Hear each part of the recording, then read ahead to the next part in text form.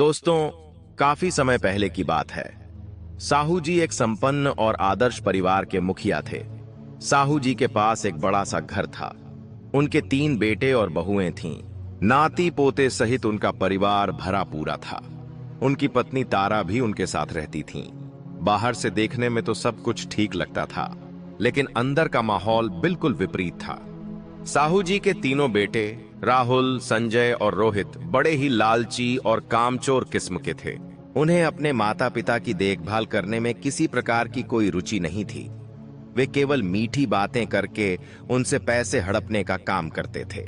इतना बड़ा परिवार होने के बावजूद साहू जी और तारा को अपना खाना खुद बनाना पड़ता था। उनकी तीनों बहुएं सावित्री, गंगोत्री और उर्मिला अलग अलग रहने के सपने देखा करती थीं। परिवार में एकजुटता केवल नाम मात्र की थी। साहू जी और उनकी पत्नी के पास धन दौलत की किसी प्रकार की कोई कमी नहीं थी, लेकिन जीवन में सच्चा सुख और अपनापन उन्हें कहीं नहीं मिल पा रहा था। घर में उनसे कोई बात तक नहीं करता था। नाती पोते भी उन्हें नजरअंदाज किया करते थे। यही सोचकर उनका दिल भर आता था कि उनके अपने ही बच्चे उनकी परवाह नहीं करते। हर दिन सुबह और शाम साहू जी अपनी पत्नी के साथ मंदिर जाते थे। वहां भजन कीर्तन करना और भगवान के चरणों में शांति की खोज करना उनकी दिनचर्या बन चुकी थी। साहू जी अक्सर अपनी पत्नी से कहा करते थे, हे भाग्यवान, मैं चाहता हूं कि तुम मुझसे पहले संसार से चली जाओ, क्योंकि मेरे मरने के बाद ये लालची औलादें पता नहीं तुम्हारा क्या हाल करेंगी। मैं तो सोच भी नहीं सकता। उनकी पत्नी तारा हमेशा उन्हें दिलासा देती थी, लेकिन दोनों के मन में यह चिंता हमेशा बनी रहती थी। फिर एक दिन की बात है, तारा देवी सोईं और फिर कभी सोकर उठी ही नहीं। भगवान ने उन्हें अपने पास बुला लिया था। जब साहू जी ने देखा कि उनकी पत्नी की सांसें थम चुकी हैं, तो वह जोर जोर से पुकारने लगे। उनकी चिल्लाने की आवाज सुनकर तीनों बेटे नीचे आए। साहू जी ने रोते हुए कहा, बेटा, तुम्हारी अम्मा अब इस संसार में नहीं रही।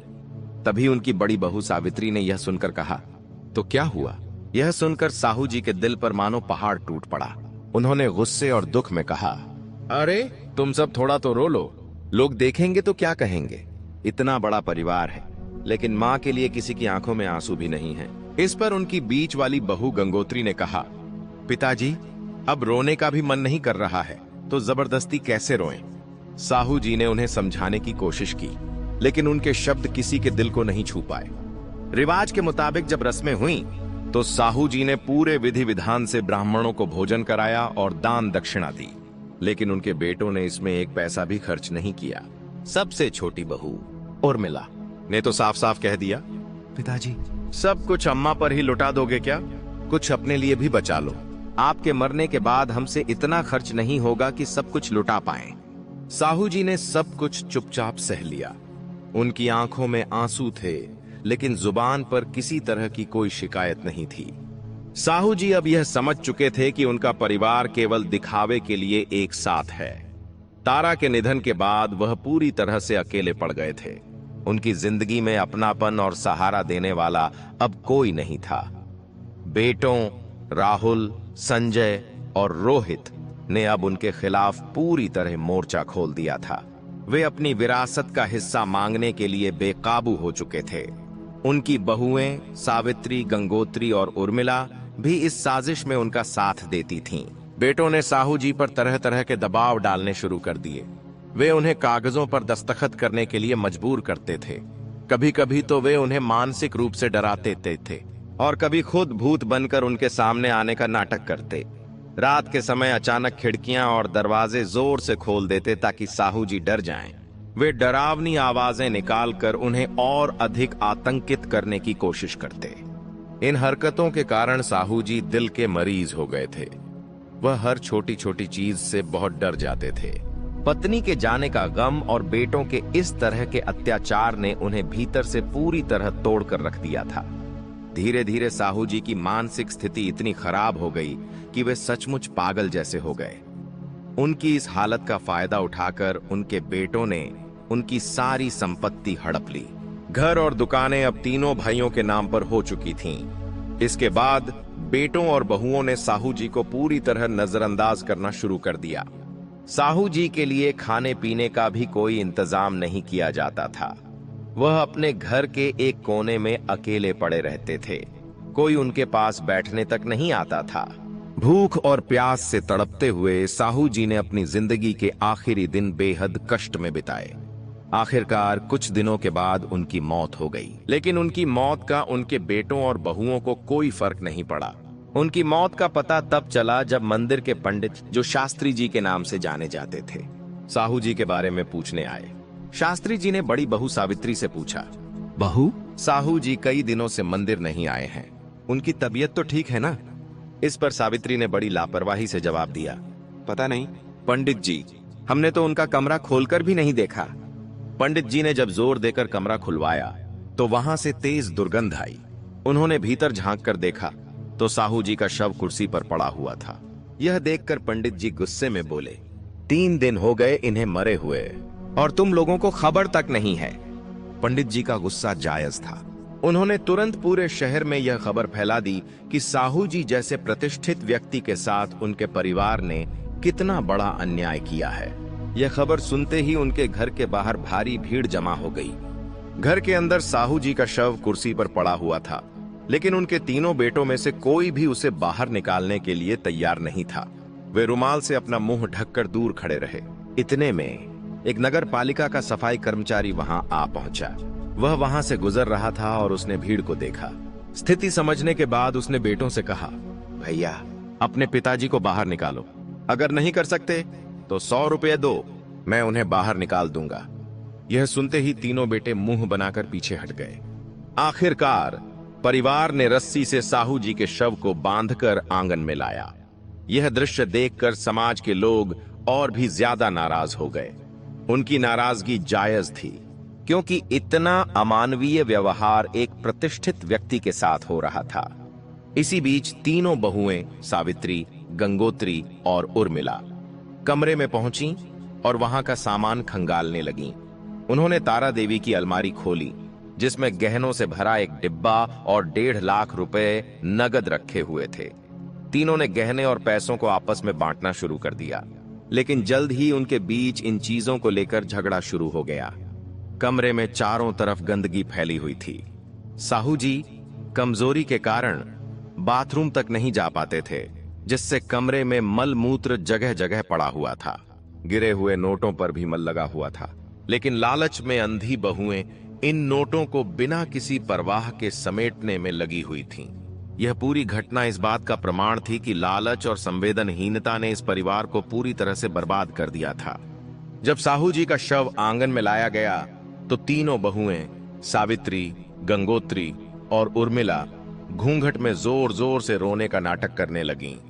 नाटकीय अंदाज में बहुओं और बेटों का यह रोना केवल दिखावा था, ताकि बाहर खड़ी भीड़ को लगे कि परिवार वाले साहू जी के निधन से बहुत दुखी हैं। सावित्री ने चिल्लाते हुए कहा, अरे पिताजी, कुछ दिन और सेवा करवा लेते।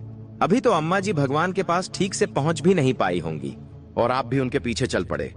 यह सुनकर उनके पोते ने अपनी मां को टोकते हुए कहा, मम्मी, ये क्या बोल रही हो? कम से कम इतना तो सोचिए कि लोग सुनेंगे तो क्या कहेंगे।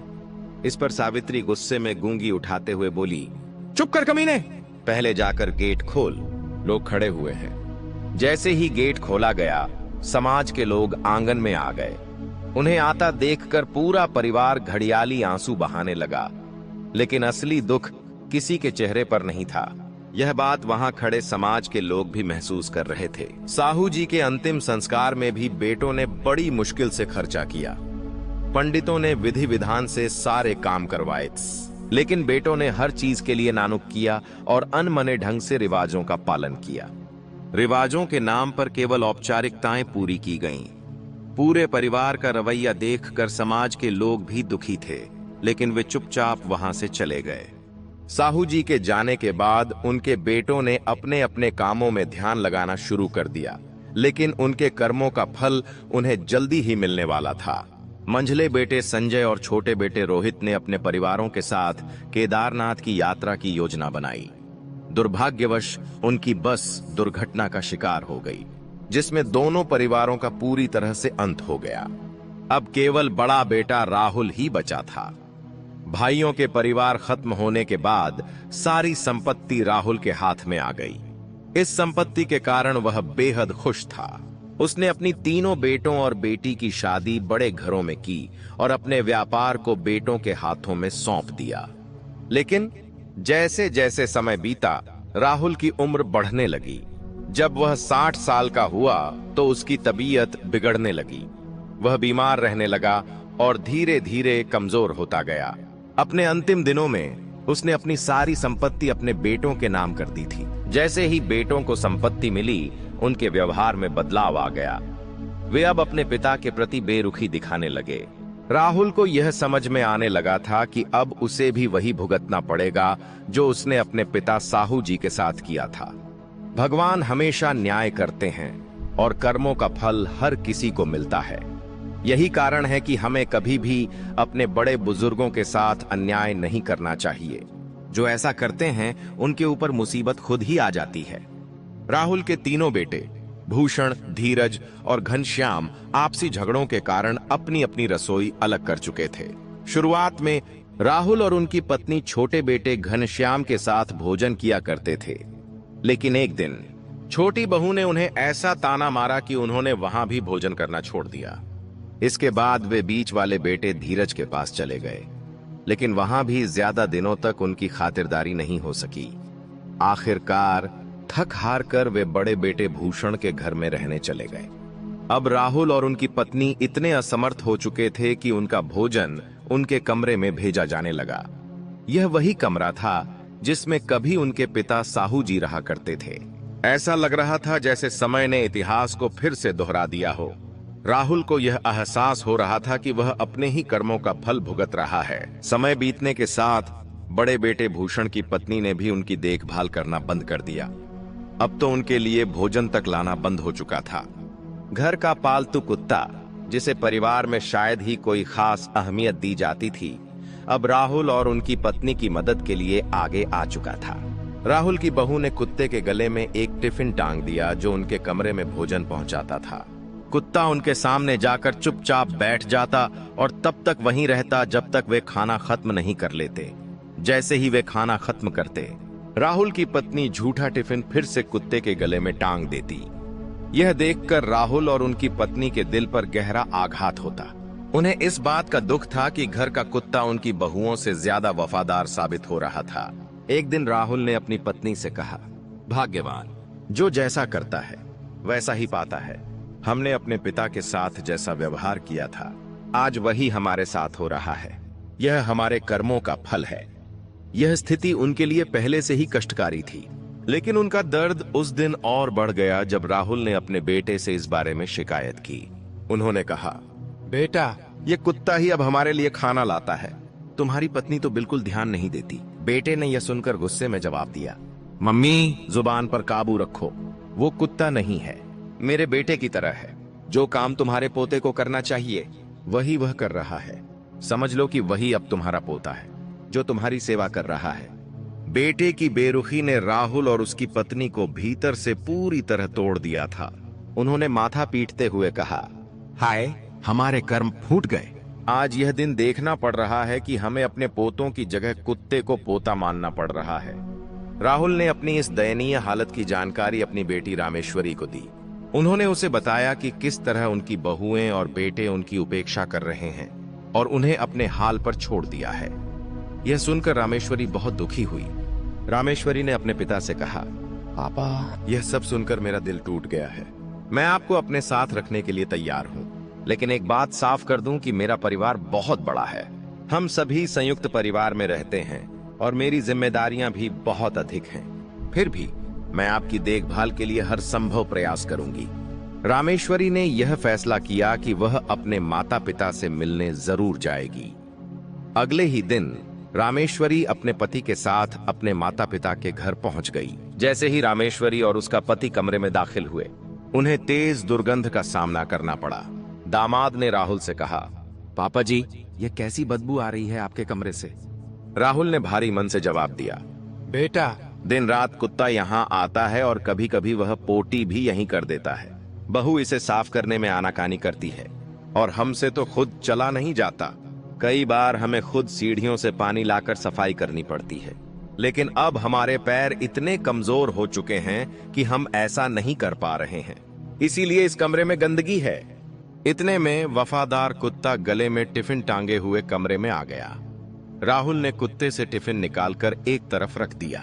कुत्ता फिर रामेश्वरी के पास जाकर बैठ गया। रामेश्वरी ने कुत्ते का सिर सहलाया और यह सब देखकर उसका खून खौल उठा। उसने तुरंत अपनी भाभी सावित्री को आवाज दी, सावित्री। इस आवाज से सावित्री हक्का बक्का रह गई और सिसकते हुए बोली, अरे दीदी, आप सब ठीक तो है ना? रामेश्वरी ने गुस्से में कहा, बस करो, यह झूठा दिखावा मत करो। क्या तुम्हारे मायके में भी तुम्हारे माता पिता को कुत्ता खाना पहुंचाता है? थोड़ी सी भी शर्म करो, या फिर बेचकर खा गई हो तुम? यह कमरा बदबू से भरा हुआ है। यहाँ बैठने में 5 मिनट में दम घुटता है, और तुम अपने सास ससुर को यहाँ मरने के लिए छोड़ चुकी हो। रामेश्वरी के शब्दों ने सावित्री को पूरी तरह चौंका दिया। वह घबराकर चुपचाप वहां से भागने लगी। सावित्री ने जाकर अपने पति से शिकायत की और उसे अपनी बहन रामेश्वरी के खिलाफ भड़काया। उसके बाद यह सब सुनकर उसका बड़ा भाई कमरे में आया और अपनी बहन से बहस करने लगा। तभी रामेश्वरी ने गुस्से में कहा, भैया, अगर तुम अपने माता पिता की सेवा नहीं कर सकते हो तो कम से कम उनका अपमान तो मत करो। क्या तुम्हें याद नहीं है कि पापा ने तुम्हें किस तरह पाला था? आज वे ऐसी बदबू भरे कमरे में सड़ रहे हैं। यह सुनकर भाई ने गुस्से में अपनी बहन को धक्का दे दिया और कहा, यह हमारा घर है, तुम यहाँ से चली जाओ। हमें तुम्हारे लेक्चर की कोई जरूरत नहीं है। लेकिन इससे भी ज्यादा चौंकाने वाला था जब सबसे छोटे बेटे घनश्याम ने कहा, वाह पापा जी, जब आपके पिता की अर्थी तक उठाने के लिए चंदा दिया गया था तब आपको कोई अफसोस नहीं हुआ, और अब आप उम्मीद करते हैं कि हम आपकी सेवा करें? यही तो आपके कर्मों का फल है जो आपको इस समय मिल रहा है। जो आपने अपने माता पिता के साथ किया वह हमने देखा। घनश्याम के शब्दों ने राहुल के दिल को छुआ। वह समझ गया कि आज जो कुछ भी हो रहा है वह उसी का परिणाम है जो उसने अपने माता पिता के साथ किया था। यह सुनकर राहुल की आंखों में आंसू आ गए और उसने सिर झुका लिया, मानो स्वीकार कर रहे हों कि यह सब उनके कर्मों का ही परिणाम है। राहुल और उनकी पत्नी के साथ दुर्व्यवहार लगातार बढ़ता जा रहा था। जब उनकी बेटी रामेश्वरी ने उनके लिए आवाज उठाई और स्थिति का विरोध किया तो भाइयों ने उसे धक्का देकर घर से निकाल दिया। यह देखकर रामेश्वरी का दिल टूट गया, लेकिन वह कुछ नहीं कर सकी। वह अपने माता पिता की हालत देखकर बहुत दुखी थी, परंतु उनका हाल देखकर उसे समझ में आ गया कि उसे और कुछ भी नहीं किया जा सकता था। राहुल और उनकी पत्नी पूरी तरह से अकेले पड़ चुके थे। बेटे और बहुएं अब उनका खाना पीना भी बंद कर चुके थे। वे केवल पानी पीकर अपना जीवन बिता रहे थे, भूख और कमजोरी से जूझते हुए। लेकिन उम्र और शारीरिक कमजोरी के कारण यह स्थिति ज्यादा दिनों तक नहीं चल सकी। आखिरकार एक दिन राहुल की पत्नी भूख और कमजोरी के कारण इस संसार से चल बसी। राहुल अपनी पत्नी के निधन के बाद पूरी तरह से टूट चुका था। वह अपनी पत्नी को पकड़कर जोर जोर से रोने लगा। उसकी रोने की आवाज सुनकर बेटों और बहुओं के कानों में यह पड़ी, लेकिन उनके चेहरे पर कोई दुख का निशान नहीं था। उनका व्यवहार बेहद बेरुखा था। राहुल ने रोते हुए कहा, मेरी बेटी रामेश्वरी को फोन कर दो, उसे बताओ कि उसकी मां भी इस संसार में नहीं रही है। लेकिन बेटों ने यह बात अनसुनी कर दी। अंत में अंतिम संस्कार के खर्चे से बचने के लिए उन्होंने अपनी मां के शरीर को मेडिकल कॉलेज में दान कर दिया और रामेश्वरी को इस बात की जानकारी तक नहीं दी। 10 दिन बाद जब रामेश्वरी को अपनी मां की मृत्यु का पता चला तो वह बहुत दुखी हुई। उसने तुरंत अपने पिता से मिलने के लिए घर जाने का निर्णय लिया। जब रामेश्वरी अपने पिता के पास पहुंची तो राहुल ने उसे गले लगाते हुए कहा, बेटी, यह सब मेरे कर्मों का फल है। मैंने अपने माता पिता के साथ जो किया वही अब मेरे साथ हो रहा है। रामेश्वरी ने अपने भाइयों से मां की मृत्यु के बारे में पूछा, लेकिन उन्होंने कोई जवाब नहीं दिया। राहुल, जो अब पूरी तरह से असहाय हो चुका था, अपनी स्थिति पर कुछ नहीं कर पा रहा था। बेटों और बहुओं ने जब भी समय मिलता तो सुबह शाम बची हुई बासी रोटी और जो भी खाना बच जाता था, जैसे दाल उनके कमरे की चौखट पर रखकर चले जाते थे। राहुल खिसकते हुए चौखट तक पहुंचता और खाना खाकर अपनी भूख को मिटाता था। कल तक शहर के बड़े व्यापारी कहलाने वाले राहुल अब भिखारी जैसी हालत में थे। उनकी यह दशा यह साबित कर रही थी कि जीवन में किए गए बुरे कर्म अंततः व्यक्ति को विनाश की ओर ले जाते हैं। रामेश्वरी अब चुप नहीं रह सकी। उसने पुलिस के साथ अपने पिता के घर का दौरा किया। पुलिस ने वहां की स्थिति देखी और भाइयों को फटकार लगाई। उन्होंने कहा, अगर तुमने अपने बीमार पिता की देखभाल नहीं की तो तुम्हें जेल भेज दिया जाएगा। इतना सुनकर के बेटों के होश उड़ गए। उन्होंने डर के मारे 3 दिन तक राहुल की सेवा की और उन्हें समय पर खाना पानी दिया, लेकिन उनके इरादे अब भी नहीं बदले थे। फिर चौथे दिन तीनों बेटों ने राहुल को पागल खाने भेजने की योजना बना दी। फिर बड़े बड़े डॉक्टरों ने शर्मा से मिलकर कहा, डॉक्टर साहब, मम्मी के जाने के बाद पापा बहुत अजीब अजीब हरकतें करने लगे। रात को गैस जलाकर बैठे रहते हैं, कभी साबुन से हाथ धोते रहते हैं तो कभी घर में उपद्रव करते हैं। यह सब कहते हुए तीनों बेटे घड़ियाली आंसू बना करके रोने लगे। फिर डॉक्टर ने चिंता करते हुए कहा, इतनी बुरी हालत है और तुमने मुझे अभी तक नहीं बताया।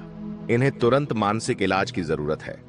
फिर बेटे ने कहा, डॉक्टर साहब, मैं अपने पापा को पागल खाने नहीं भेज सकता। लोग क्या कहेंगे कि बेटे ने अपने पिता को पागल खाने भेज दिया। तब डॉक्टर ने कहा कि तुम लोगों की परवाह करते हो लेकिन अपने पिता की नहीं। जो हालत तुमने बनाई है इनकी, उसे तो यही साफ दिखता है कि राहुल जी को इलाज की जरूरत है। दोस्तों, फिर डॉक्टर की बात सुनकर के बेटों के चेहरे पर एक अजीब सी चमक आ चुकी थी, लेकिन बाहर से घड़ियाली आंसू बह रहे थे। यह वही मौका था जिसका वे इंतजार कर रहे थे। राहुल को पागल खाने भेजने की योजना तीनों बेटों और बहुओं के लिए जीत का माहौल था। उन्हें लगा कि अब वे अपने पिता से पूरी तरह से छुटकारा पा जाएंगे। जैसे ही वे राहुल को गाड़ी में लेकर मुंबई पहुंचे, बड़ी बहू ने व्यंग्यात्मक लहजे में कहा, अब तो आपको पागल खाने में भर्ती करवाया जाएगा। अब हम आराम से रहेंगे। तभी राहुल चौंक गए सुनकर और घबराते हुए कहा, मैं पागल नहीं हूं, तुम मुझे क्यों यहां लेकर आए हो? लेकिन उनकी बातों को अनसुना किया गया। गाड़ी जैसे ही पागल खाने पहुंची, बड़े बेटे ने रिसेप्शन पर जाकर डॉक्टर शर्मा का पत्र दिखाया और राहुल को जबरन पकड़कर अंदर ले जाया गया। फिर राहुल चिल्ला रहे थे, मैं पागल नहीं हूं, मुझे छोड़ दो। लेकिन किसी ने उनकी बात नहीं सुनी। बेटों ने डॉक्टर से औपचारिकताएं पूरी की और फिर बिना एक बार पीछे मुड़े वे घर लौट आए। घर आकर के उन्होंने समाज में यह प्रचार करना शुरू कर दिया कि उनके माता पिता, खासकर उनके पिता की मानसिक हालत ठीक नहीं है और वे उनका इलाज करवा रहे हैं। दोस्तों, पागल खाने में राहुल अकेले और असहाय थे, जिससे वह दिन रात अपनी हालत पर रोते रहते थे। फिर एक दिन पागल खाने में एक व्यक्ति ने उनसे बात की। तभी राहुल ने अपनी स्थिति बताई और हाथ जोड़कर प्रार्थना की, कृपा करके मेरी बेटी को फोन करके यह खबर दे दो, वह मेरी एकमात्र उम्मीद है। फिर उस व्यक्ति को दया दिखाते हुए रामेश्वरी को उसने फोन किया। जब रामेश्वरी ने अपने पिता की आवाज सुनी तो वह रोने लगी और उसने कहा, पापा, आप वहां कैसे पहुंच गए? तभी राहुल ने सारी सच्चाई बताई। फिर रामेश्वरी ने बिना देर किए हुए अपने पति के साथ पागल खाने जाने का निर्णय लिया, जिससे अगले दिन वह पागल खाने जाकर पहुंची और अपने पिता को अपने घर ले आई। दोस्तों, राहुल ने अपनी बची खुची हिम्मत जुटाकर वकील को बुलाया। उन्होंने अपनी सारी संपत्ति अपनी बेटी के नाम करवा दी और यह वसीयत की कि उनके बेटों को संपत्ति से बेदखल कर दिया जाए। उन्होंने यह भी तय किया कि वह जीते जी अपना शरीर मेडिकल कॉलेज को दान करेंगे। वसीयत के गवाह के तौर पर अपनी बेटी और उसके पति से हस्ताक्षर करवाए। फिर उन्होंने कहा, ठीक है, तुम्हारे पास 3 दिन हैं इसे खाली करने के लिए, वरना मैं कानूनी कार्रवाई करूंगी। दोस्तों, राहुल की बेटी ने अपने भाइयों को यह साफ चेतावनी दी। फिर कई दिनों के बाद राहुल का निधन हो गया। उनकी बेटी ने उनके शरीर को मेडिकल कॉलेज में दान कर दिया। भाइयों ने कोठी खाली की और बाद में धर्मशाला का निर्माण किया गया, जो गरीबों और जरूरतमंदों के लिए बनाई गई थी। उनकी बेटी ने अपने पिता की इच्छाओं को पूरा किया और उनके जीवन के अंतिम समय का सही उपयोग किया। दोस्तों, यह कहानी हमें सिखाती है कि बुरे कर्मों का अंत हमेशा बुरा होता है। माता पिता की सेवा और आशीर्वाद सबसे बड़ी संपत्ति है, जो हमें जीवन में सच्चा सुख और संतोष प्रदान करती है। जो व्यक्ति अपने माता पिता की सेवा नहीं करता, वह जीवन भर दुखी रहता है। इसलिए हमें सदैव अपने माता पिता की सेवा करनी चाहिए। दोस्तों, बुढ़ापे के लिए हमेशा बुजुर्ग व्यक्ति को यह 4 बातें याद रखनी चाहिए। आइए, मैं आपको वह तीनों बातें बताता हूं। इनको ध्यान में रखना। कभी भी बुढ़ापे में दुख नहीं होगा। पहली बात, हर बुजुर्ग व्यक्ति को सबसे पहले अपने स्वास्थ्य का ध्यान रखना चाहिए, क्योंकि स्वास्थ्य को बनाए रखना बहुत जरूरी है। समय पर सही आहार, नियमित व्यायाम और उचित आराम से शरीर स्वस्थ रहता है। इसलिए समय समय पर डॉक्टर से चेकअप कराते रहना बुढ़ापे में अति आवश्यक है। और दूसरी बात है आर्थिक सुरक्षा। बुढ़ापे में आर्थिक संकट से बचने के लिए पहले से अपनी वित्तीय योजना बनानी चाहिए, ताकि वृद्धावस्था में पैसों की कभी कमी ना हो। मानसिक संतुलन और खुश रहने में बुढ़ापे में महत्वपूर्ण है। खुद को खुश रखने के लिए अच्छे संबंध बनाए रखना, शौक पालना और सकारात्मक सोच रखना बहुत जरूरी होता है। तीसरी बात, समय का सही सदुपयोग करना। बुढ़ापे में समय का सही उपयोग करना आवश्यक है। आप समाज में योगदान देने के लिए नए शौक या कार्य अपनाकर अपनी दिनचर्या को रोचक और व्यस्त रख सकते हैं। अपने माता पिता, बुजुर्गों और अन्य परिवार के सदस्यों का सम्मान करें और परिवार के साथ समय बिताना चाहिए। बच्चों को यह सिखाना चाहिए कि परिवार के साथ समय बिताना महत्वपूर्ण है। रिश्तों की अहमियत समझकर वे अपने माता पिता के साथ समय बिताने में कोई कसर नहीं छोड़ेंगे, जिससे बुढ़ापे में अकेलापन महसूस नहीं होगा। चौथी बात है जिम्मेदारी और सहायता। बच्चों को यह समझना चाहिए कि वे बुजुर्गों की देखभाल और मदद के लिए जिम्मेदारी महसूस करें। यह आदत उनके जीवन के अंत तक बनी रहनी चाहिए और माता पिता को बुढ़ापे में आत्मनिर्भर नहीं छोड़ेंगे। बच्चों को अच्छे संस्कार और नैतिक शिक्षा देना बहुत जरूरी है। उन्हें सिखाना चाहिए कि जीवन में न केवल सफलता बल्कि अच्छा व्यवहार, ईमानदारी और सेवा में भी महत्वपूर्ण है। यह जीवन में संतुलन और खुशहाली लाता है, जिससे परिवार में प्यार और सम्मान बना रहता है।